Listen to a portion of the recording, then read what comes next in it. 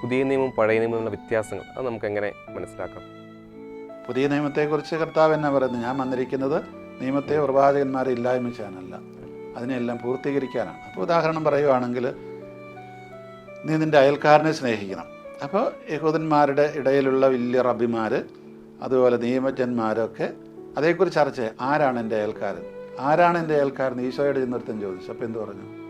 അപ്പോൾ ആരാന്ന് പറഞ്ഞില്ല, ഒരു കഥ പറഞ്ഞു കേൾപ്പിച്ചു. എന്നിട്ട് പറഞ്ഞു, നീയും പോയി അതുപോലെ ചെയ്യുക എന്ന് പറഞ്ഞാൽ ഈ ലോകത്തിലുള്ളവർ സകലരും നിൻ്റെ അയൽക്കാരാണ്, ആവശ്യമുള്ളവനാണോ അവരെല്ലാം നിൻ്റെ അയൽക്കാരാണ്, അങ്ങനെ ചെയ്യണമെന്നാണ് പറഞ്ഞു. അപ്പോൾ അതുകൊണ്ട് ഈ പഴയ നിയമത്തിൽ ഇവർ ഒരുപാട് കാര്യങ്ങൾ വളച്ചൊടിച്ചു. പലപ്പോഴും കർത്താവ് തന്നെ പറയും, നിങ്ങളുടെ ഉദരപൂരണത്തിന് വേണ്ടിയിട്ട് നിങ്ങൾ ദൈവത്തിൻ്റെ വചനത്തെ വളച്ചൊടിക്കുന്നു, അല്ലേ? എനിക്കുള്ളതെല്ലാം കുർബാനാന്ന് പറഞ്ഞാൽ പിന്നെ അപ്പനെ അമ്മയെ സംരക്ഷിക്കേണ്ട എന്ന് നിങ്ങൾ പറയുന്നു. അപ്പോൾ പൗലോസ് തന്നെ പല പ്രാവശ്യം പറയും, നിങ്ങളുടെ ഉദരപൂരണത്തിന് നിങ്ങൾ ദൈവത്തിൻ്റെ വചനത്തെ വളച്ചൊടിക്കുന്നത്. അങ്ങനെയല്ല, ഞങ്ങൾ അങ്ങനെയല്ല, ഞങ്ങൾ കാശിന് വേണ്ടിയൊന്നും അല്ല. അപ്പോൾ അത് ഇന്നുമുണ്ട്. നമ്മുടെ ഈ ഉദരപൂരണത്തിന് വേണ്ടിയിട്ട് ദൈവവചനത്തെ വളച്ചൊടിക്കുന്നവർ ധാരാളമായിട്ട് ഇന്നുമുണ്ട്.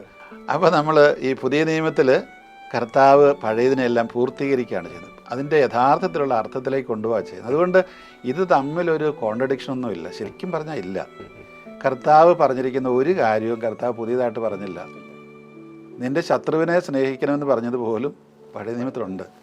പൗലോസ് ഒരു കാര്യവും പറഞ്ഞിട്ടില്ല പുതിയത്, എല്ലാം പഴയ നിയമത്തിൽ നിന്നാണ്.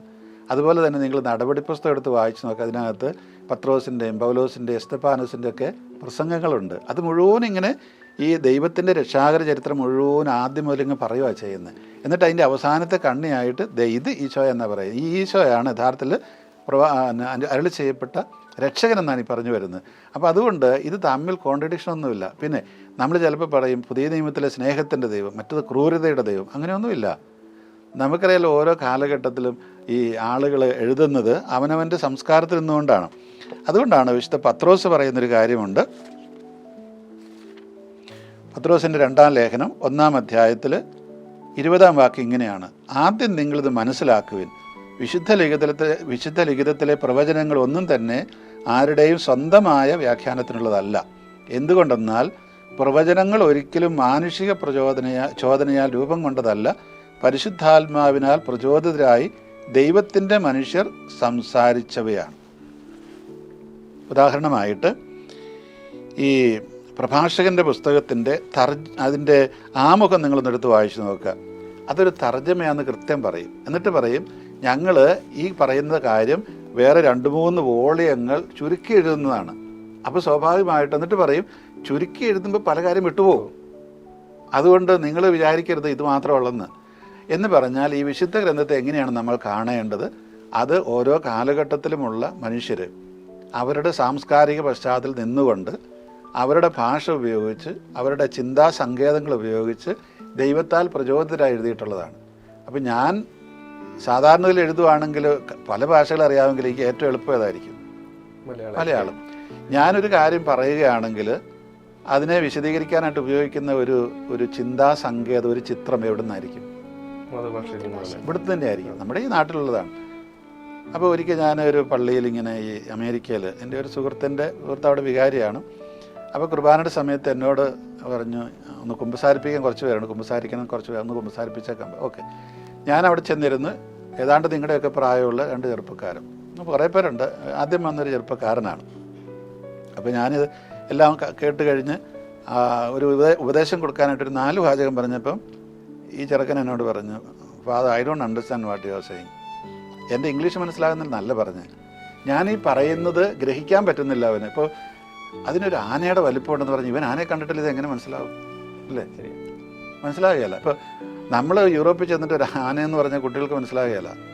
ഇവിടെ നമുക്ക് പറയും, ഇങ്ങനെ മഞ്ഞ് വീഴുന്ന പോലെ വീണ്, മഞ്ഞ് കണ്ടിട്ടില്ലാത്തവരുടെ അതെങ്ങനെയാണ് പറയുന്നത്? ചുരുക്കത്തിൽ ഇതിനകത്ത് ഇങ്ങനെ ഒരു പ്രശ്നമുണ്ട്. ഓരോ കാലഘട്ടത്തിൽ എഴുതുമ്പോൾ അവരുടെ ഒരു ആശയം വിശദീകരിക്കാൻ വേണ്ടി അന്ന് നിലവിലിരിക്കുന്ന ഒരു സമ്പ്രദായം അല്ലെ ഒരു കാര്യം അല്ലെ ഒരു വസ്തു അവരുപയോഗിക്കും. ഇതിനെ നമ്മൾ തെറ്റിദ്ധരിക്കും പലപ്പോഴും. അതുകൊണ്ടാണ് നമുക്ക് ഇതിനകത്ത് വിരോധാഭാസവും മനസ്സിലാകാതൊക്കെ പോകുന്നത്. കൊണ്ടാണ്. വിരോധാഭാസമൊന്നുമില്ല പുതിയതും പഴയതും തമ്മിൽ. ഇത് അതേസമയം ഈ പറയുന്ന പൗലോസിനും ഈശോയ്ക്കൊക്കെ നന്നായിട്ട് മനസ്സിലാവും പഴയ നിയമം. കാരണം അവർ യഹൂദന്മാരാണ്, യഹൂദന്മാരുടെ ഭാഷ അവർ സംസാരിക്കും, അർമായ ഭാഷയാണ്. അതുകൊണ്ട് ഇവർക്ക് നന്നായിട്ട് മനസ്സിലാകും. ഇവരെഴുതുമ്പോൾ ആർക്കാണോ എഴുതുന്നത് അവർക്കും മനസ്സിലാവും. മനസ്സിലാവാത്ത ആർക്കാ? നമുക്ക് മനസ്സിലാവാത്തത്. കാരണം നമ്മൾ വേറൊരു സാംസ്കാരിക പശ്ചാത്തലത്തിലുള്ളവരാണ്. ഈ പ്രശ്നം കൊണ്ടാണ് നമുക്ക് പലതും മനസ്സിലാകാതെ പോകുന്നതും അതുപോലെ പുതിയതും പഴയതും തമ്മിൽ വ്യത്യാസമുണ്ടെന്ന് തോന്നുന്നത്. അതുകൊണ്ടാണ്. യഥാർത്ഥത്തിൽ വ്യത്യാസമില്ല. അത് പിന്നെ തർജ്ജമ ചെയ്യുമ്പോൾ ഒരുപാട് മാറ്റം വരും. മലയാള ഭാഷയിൽ മുമ്പേ ഞാൻ പറഞ്ഞതുപോലെ പലതിനും വാക്കുകളില്ല. ഇപ്പോൾ സ്നേഹം എന്നുള്ള വാക്കിന് മലയാളത്തിൽ എത്ര വാക്കുണ്ട്? പറഞ്ഞുള്ളൂ. അപ്പോൾ ഒരു കാമുകികന്മാർ നമ്മൾ പറയും പ്രേമിക്കുക എന്ന് പറയും. ഓക്കെ, അങ്ങനെ ഒരു വാക്കുണ്ട്. അതേസമയത്ത് അമ്മ മക്കളെ എങ്ങനെയാണ് സ്നേഹിക്കുക എന്നുള്ളത് വേറെ എന്നെ പറയുന്നൊരു വാക്ക് പറയാമോ? അമ്മയുടെ കുട്ടികളോടുള്ള സ്നേഹത്തിന് ഒരു വേറൊരു വാക്കുണ്ടോ? ഇല്ല, ഒറ്റ വാക്കേ ഉള്ളൂ. പക്ഷേ ഗ്രീക്ക് ഭാഷയിൽ ഒരു 5-6 വാക്കുകളുണ്ടാവും, ഹീബ്രു ഭാഷയിൽ ഉണ്ടാകും. ഇതുപോലെ നമുക്ക് മലയാള ഭാഷയിൽ ചില വാക്കുകൾ ഇല്ലാത്തത് കൊണ്ട് തർജ്ജമ ചെയ്യുമ്പോൾ നമ്മൾ ഉദ്ദേശിക്കുന്ന അർത്ഥമായിരിക്കണമെന്നില്ല ഉള്ളിലുള്ളത്. ഇതുകൊണ്ടാണ് നമുക്ക് ഈ പഴയതും പുതിയതും തമ്മിൽ ഒരുപാട് വ്യത്യാസമുണ്ടെന്ന് തോന്നുന്നത്.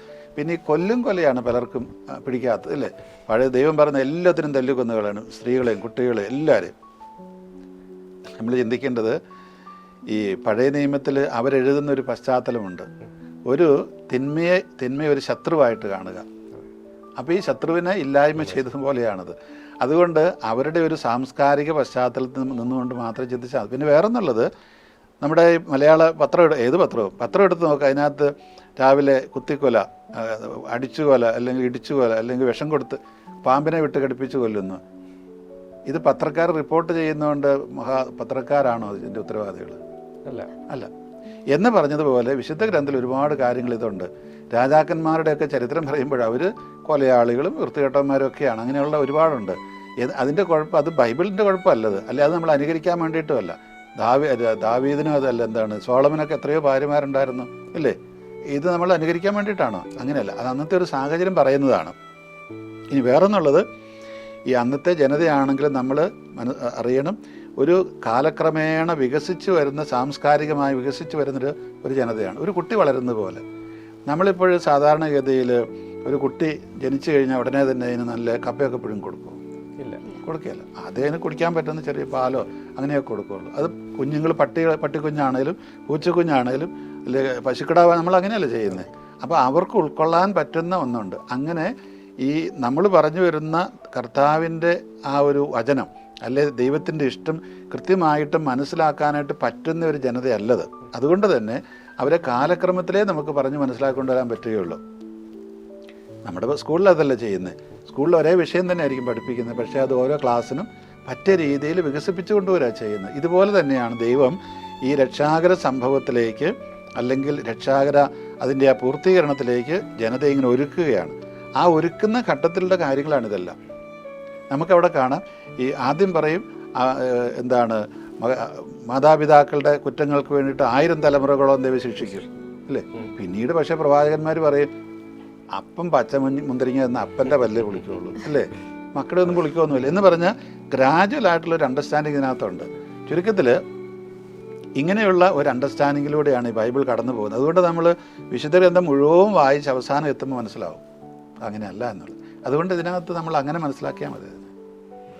എല്ലാ മനുഷ്യർക്കും ബൈബിൾ വായിച്ച് അതിൻ്റെ അർത്ഥം മനസ്സിലാക്കാൻ സാധിക്കുമോ?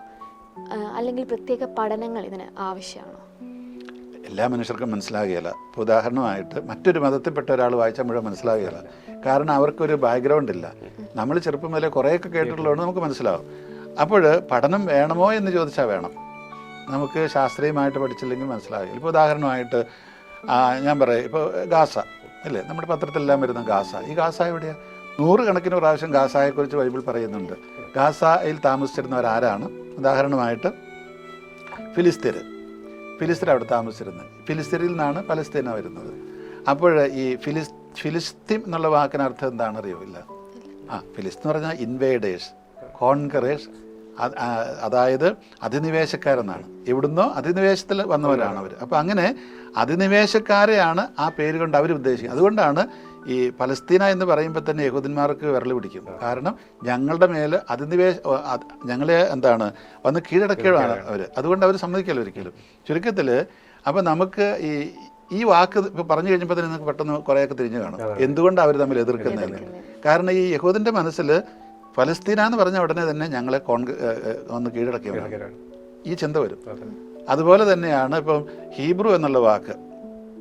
ഹീബ്രി എന്ന് പറഞ്ഞ അർത്ഥം മറ്റേ വശത്തുള്ള ആൾ, അല്ലെ മറ്റവരോട് കൂടെ, എൻ്റെ കൂടെ അല്ലാത്തവരുടെ കൂടെ നിൽക്കുന്നവർ എന്ന് പറഞ്ഞാൽ അബ്രാഹത്തെ ദൈവം വിളിച്ചപ്പോൾ പിന്നീട് കൊടുത്ത പേരാണ് ഹീബ്രു. അത് കാലക്രമത്തിൽ വന്നതാണ്. അതായത് ഈ ദേവൻ്റെ കൂടെ നിൽക്കാതെ മറ്റേ ദേവൻ്റെ കൂടെ നിൽക്കുന്ന ആൾ, അതാണ് ഹീബ്രു. ചുരുക്കത്തിൽ നമുക്ക് അങ്ങനെ മനസ്സിലാക്കണമെങ്കിൽ നമ്മൾ പഠിക്കാതെ പറ്റിയാൽ സ്വാഭാവികം. പിന്നെ വേറെ എന്നുള്ളത്, ഇപ്പോൾ ഉദാഹരണമായിട്ട് 666 നെറ്റിയിൽ എഴുതിയിരിക്കുന്നതിനെ വെളിപാട് പറയും. അപ്പോൾ ഈ ഹീബ്രു ഭാഷയ്ക്കൊരു പ്രത്യേകത എന്താണെന്ന് വെച്ച് കഴിഞ്ഞാൽ അതിനകത്ത് അക്കങ്ങളില്ല, അക്ഷരങ്ങളേ ഉള്ളൂ.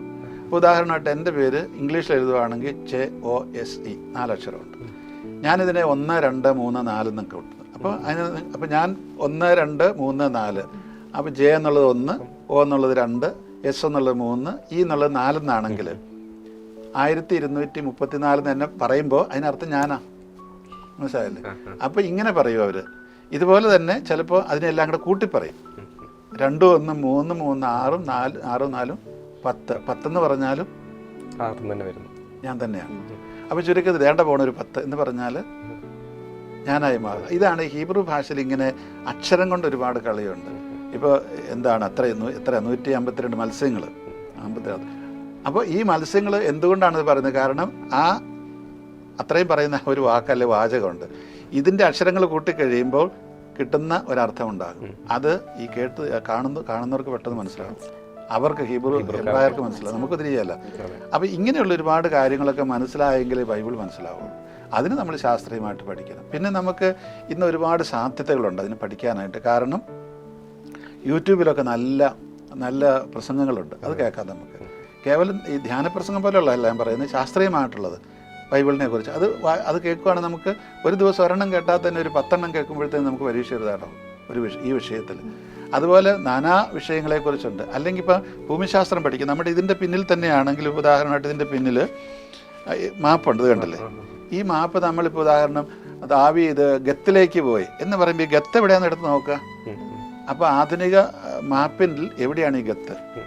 ജെറൂസലം എവിടെയാണ്? ഗലീലി എവിടെയാണ്? അപ്പോൾ എനിക്കിപ്പോൾ പെട്ടെന്ന് എൻ്റെ മനസ്സിലേക്ക് വരും, ഈശോ ഗലീലിയായിൽ നിന്ന് ശമറിയ വഴി യെറൂസലത്തേക്ക് യൂദയായിലേക്ക് വരാൻ പോയപ്പോൾ ശമറിയാക്കാരെ എതിർത്ത് ഉടനെ കർത്താവ് ദെക്കാപ്പൊളിസ് വഴി വന്നു എന്ന് പറയുമ്പോൾ എൻ്റെ മനസ്സിൽ പെട്ടെന്ന് വന്നു കഴിഞ്ഞത് എവിടെയാണ്? കാരണം ഞാനിവിടുന്ന് മാനന്തവാടിയിൽ നിന്ന് കൽപ്പറ്റ വഴി കോഴിക്കോട്ടേക്ക് പോകാൻ തുടങ്ങുമ്പോൾ കൽപ്പറ്റ ചെന്നപ്പോൾ അവിടെ എല്ലാം ബന്ധാണ്. അതുകൊണ്ട് ഞാൻ തിരിച്ചു വന്ന് ഇതിലെ ബത്തേരി വഴിക്ക് അവിടെ അങ്ങോട്ട് ഗൂഡല്ലൂർ അതിലെല്ലാം ചെന്ന് സേലം വഴി കോഴിക്കോട്ടേക്ക് പോയി. ഈ രീതിയിൽ എനിക്ക് പെട്ടെന്ന് മനസ്സിലാവും. കാരണം ദെക്കാപ്പൊളിസ് എവിടെയാണ്, ഗലീലി എവിടെയാണ്, യൂദയ എവിടെയാണ്, സമറിയ എവിടെയാണ് എന്നൊക്കെ പെട്ടെന്ന് തിരിയും.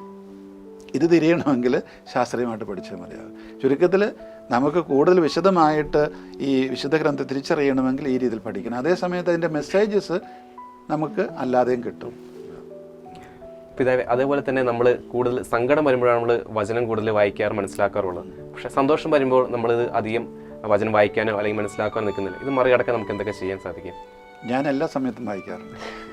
എനിക്ക് സങ്കടം വരുമ്പോൾ മാത്രമൊന്നുമല്ല, സങ്കടം വരുമ്പോൾ മിക്കവാറും വായിക്കാറില്ല. കാരണം വെച്ചാൽ അങ്ങനെ വായിക്കേണ്ട ആവശ്യമില്ലല്ലോ. അപ്പോൾ സങ്കടത്തിൽ മാത്രമല്ല, ഈ വിശുദ്ധ ഗ്രന്ഥം എന്ന് പറയുന്നത് മുമ്പ് നമ്മൾ തിമോത്തിയോസിന് എഴുതിയ ലേഖനത്തിൽ പറഞ്ഞതുപോലെ ഇത് പ്രബോധനത്തിനും തെറ്റുതിരുത്തലിനും ശാസനത്തിനും ആണ് ഇതെല്ലാം ഉപകരിക്കുന്നത്. അപ്പോൾ അതുകൊണ്ട് ഞാനിതെപ്പോഴും വായിക്കുന്നത്, നമ്മൾ വായിക്കേണ്ടതും ആ രീതിയിൽ കണ്ടുകൊണ്ടാകണം.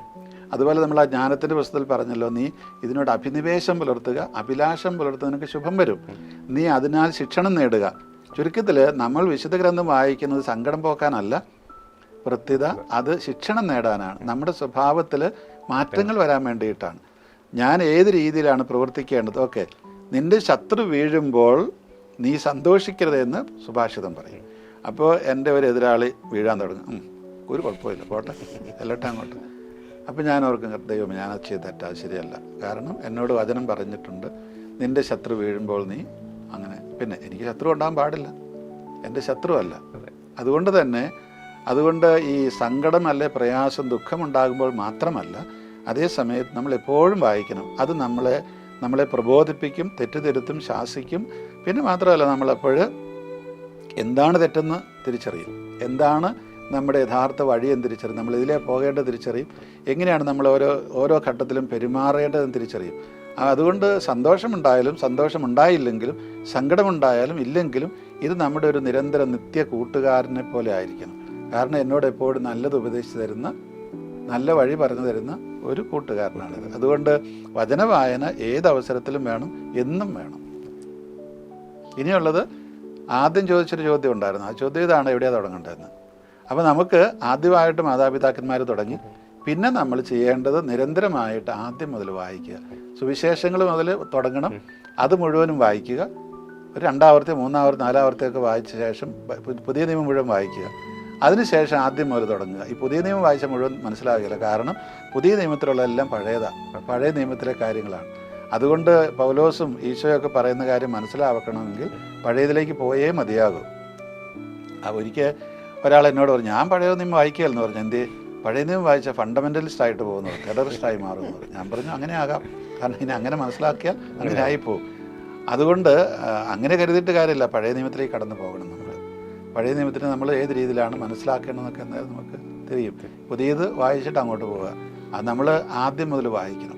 ഉൽപ്പത്തി 1-ാം അധ്യായം മുതൽ അവസാനം വെളിപാട് 22 വരെ വായിച്ചു നിർത്തുക. കാരണം ഈ വെളിപാട് പുസ്തകത്തിൽ പറയുന്നത് മുഴുവൻ ഉൽപ്പത്തിയിലെ കാര്യങ്ങളാണ്. അപ്പോൾ ഉൽപ്പത്തിയിലെ ജീവൻ്റെ പുസ്തകവും സർപ്പത്തിൻ്റെ കാര്യവും സ്ത്രീയുടെ കാര്യം എല്ലാം അവിടെ പറയും. അത് മനസ്സിലാകണമെന്നുണ്ടെങ്കിൽ ഇപ്പോൾ ഈ ഏറ്റവും പ്രയാസമുള്ള ഒരു പുസ്തകമാണ് വെളിപാട്. പക്ഷേ നമ്മളത് മനസ്സിലാക്കാൻ എളുപ്പമുള്ള കാര്യം ബാക്കിയെല്ലാം വായിക്കുക എന്നുള്ളതാണ്. വിശുദ്ധ ഗ്രന്ഥം മുഴുവൻ ഒരു 10 ആവർത്തി വായിച്ചാൽ വെളിപാട് വളരെ എളുപ്പമാണ് മനസ്സിലാകുക. കാരണം അതിനകത്ത് പറയുന്ന ഇമേജറീസാണ് പറയുന്നത് മുഴുവൻ. അതേക്കുറിച്ച് പറയാനുള്ളത്. കുടുംബമായിട്ട് ഒന്നിച്ചു ചേർന്ന് വചനം പഠിക്കാനുള്ള മാർഗങ്ങൾ എന്തൊക്കെയാണ്? ഒപ്പം മുതിർന്നവർക്കും കുട്ടികൾക്കും പ്രത്യേകമായ ശൈലി വചന പഠനത്തിന് രൂപപ്പെടുത്തേണ്ടതുണ്ടോ? കുടുംബമായിട്ട് ഒന്നിച്ചിരുന്ന് വായിക്കുക എന്ന് പറയുമ്പോൾ, ഉദാഹരണമായിട്ട് എല്ലാവർക്കും ഒരു വിശുദ്ധ ഗ്രന്ഥം ഉണ്ടായിരിക്കുക, ഒരു പകർപ്പ്, ഒരു കൃതി ഉണ്ടായിരിക്കുക, കോപ്പി. അത് അത്യാവശ്യമാണ്. കുട്ടികൾക്ക് ചെറുതോ ഒക്കെ ആവാം. അപ്പോൾ തീരെ ചെറിയ കുട്ടികൾക്ക് അതിൻ്റെ ചിത്രകഥയൊക്കെ ഉള്ളതാവാം, അവർക്ക് മുഴുവൻ മനസ്സിലാകുകയല്ല. ഏതായാലും എല്ലാവർക്കും സ്വന്തമായിട്ട് ഒരെണ്ണം ഉണ്ടാവുക എന്നുള്ളത് വളരെ പ്രധാനപ്പെട്ടതാണ്. അങ്ങനെ ഉണ്ടാവുകയും, ഇപ്പോൾ ഉദാഹരണമായിട്ട് മാതാപിതാക്കൾ കുട്ടികളോടൊപ്പം ഒരു പ്രത്യേക സമയത്ത് അവർ എല്ലാവരും അവനവൻ്റെ പുസ്തകം വായിച്ച് കേൾക്കുകയല്ല ചെയ്യുന്നത്. അപ്പോൾ നമ്മൾ സാധാരണ വീട്ടിൽ പ്രാർത്ഥനയൊക്കെ കഴിഞ്ഞിട്ട് പിള്ളേരാരെങ്കിലും ഒരു അധ്യായം വായിക്കുന്നു, കേൾക്കും. അങ്ങനെയല്ല, അവനവൻ തന്നെ വായിക്കുക.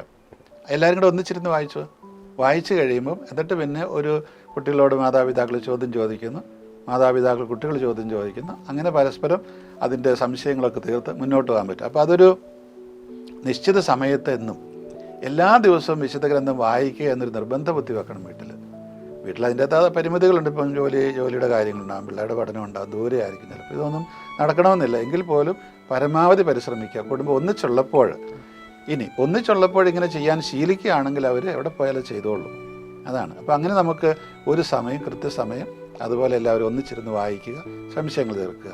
പിന്നെ കുട്ടികൾക്കും മുതിർന്നവർക്കും ശൈലി വ്യത്യസ്തമായിരിക്കും. സ്വാഭാവികമായിട്ടും കുട്ടികൾക്ക് പെട്ടെന്നെല്ലാം മനസ്സിലാകുകയില്ല. അപ്പോൾ അവർക്ക് പറഞ്ഞു കൊടുക്കേണ്ടി വരും. അവർ വായിച്ചിട്ട് അവരുടെ സംശയങ്ങൾ തീർക്കാനുള്ളൊരു അവസരം ഉണ്ടാകേണ്ടി വരും. അതിന് കുട്ടികളോട് തന്നെ വായിക്കാൻ പറയുക. പിന്നെ ഇപ്പോഴത്തെ ഒരു സ്ഥിതിയിൽ വായിക്കാൻ പോലും പലർക്കും അറിഞ്ഞുകൂടാ, അല്ലേ? ഇതിനകത്തെ വാക്കുകൾ പലതും മനസ്സിലാകുകയല്ല. അപ്പോൾ ഉദാഹരണമായിട്ട് ഈ ഇസ്രായേൽക്കാർ പുറപ്പാട് സമയത്ത് ഇതുണ്ടല്ലോ മന്ന, അതേക്കുറിച്ച് ഈ തർജ്ജമയിൽ കൊത്തമ്പാലരി എന്നാണ് തർജ്ജമ ചെയ്തിരിക്കുന്നത്. കേട്ടിട്ടുണ്ടോ നിങ്ങൾ? അതിനത് മല്ലി തന്നെയാണ്. അത് മല്ലി എന്നങ്ങ് എഴുതിയാൽ പോരെ. അത് പ്രാദേശികമായിട്ട് നമ്മുടെ ഈ തർജ്ജമ ചെയ്തവരുടെ ഒരു ഭാഷയാണത്. അപ്പോൾ അന്ന് തർജ്ജമ ചെയ്തവർ 1980 ആ കാലഘട്ടത്തിലാണത് തർജ്ജമ ചെയ്തവർ നമ്മുടെ തെക്കൻ കേരളത്തിലുള്ളവരാണ്. അവരുടെ ഭാഷയിൽ മല്ലി എന്ന് പറയുന്നത് കൊത്തമ്പാലരിയാണ്. അപ്പോൾ നമുക്ക് അങ്ങനെയുള്ള ഈ വാക്കുകളൊന്നും ഇപ്പോൾ പിള്ളേർക്ക് മനസ്സിലാകുകയില്ല, നമ്മൾ പറഞ്ഞു കൊടുക്കേണ്ടത്.